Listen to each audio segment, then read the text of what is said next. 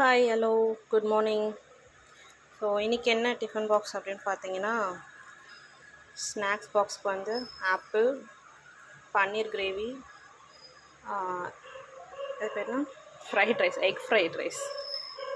அதுக்கப்புறம் பன்னீர் ஃப்ரை வந்து பையனுக்கு கிரேவி வச்சா சாப்பிட மாட்டான், அதனால் ஃப்ரை பண்ணதுலேருந்து எடுத்து வச்சுட்டு அதுக்கப்புறம் தான் கிரேவிக்கு போட்டேன் நான். அது அப்புறம் எக் ஃப்ரைட் ரைஸ், பாப்பாவோட பஸ் ஸ்நாக்ஸுக்கு கடலை மிட்டாயும் கொஞ்சோண்டு மிக்சரும். அப்புறம் பையனுக்கு வந்து ஆப்பிள் கொடுத்துருக்கேன், பட் சாப்பிடணுன்னு தெரியாது, கொடுத்தாச்சு.